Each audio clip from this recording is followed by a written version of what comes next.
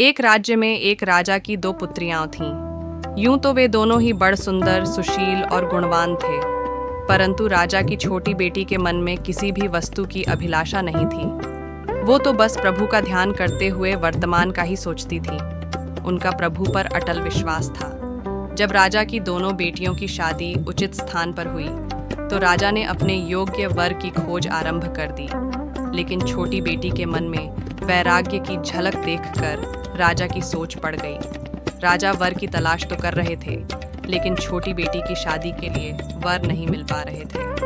राजा ने अपनी बड़ी बेटी की शादी एक राजा से कर दी। अब छोटी बेटी के आचरण और भावनाओं पर ध्यान दिया गया। उनका विवाह एक निर्धन सन्यासी के साथ हुआ। विवाह उनके राजा ने निर्धन सन्यासी से किया, क्योंकि राजा ने विचार किया कि एक संत ही मेरी बेटी की भावनाओं को समझेगा और उसका आदर करेगा। शादी के बाद राजकुमारी खुशी खुशी उस संत की कुटिया में रही। यूं ही दिन बीतने लगे। एक दिन राजकुमारी अपनी कुटिया की सफाई कर रही थी। उसी समय उसे एक मटके में दो सूखी रोटी राकेटें छोड़े। राजकुमारी ने उन्हें देखकर अपने पति से पूछा, ये रोटियां क्यों खड़ी हैं? तो संत ने कहा, अगर किसी दिन हमें भिक्षा न मिले तो हम दोनों इसी से गुजराता कर लें, इसीलिए मैंने इन रोटियों को रख दिया था। अपने पति की ये बात देखकर आश्चर्यचकित राजकुमारी ने हंसते हुए कहा, स्वामी, मेरे पिता ने मेरी शादी तुमसे की थी क्योंकि उन्हें लगा कि तुम भी मेरी तरह वैरागी हो।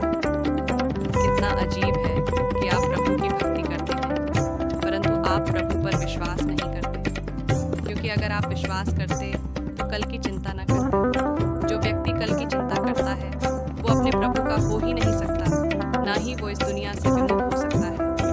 सच्चा भक्त वही है जो कल की चिंता के बिना भगवान के हर फैसले को बिना सोचे मान ले। जिसे कल या आने वाले कल की चिंता नहीं हो, वह भगवान पर पूरा भरोसा करता है।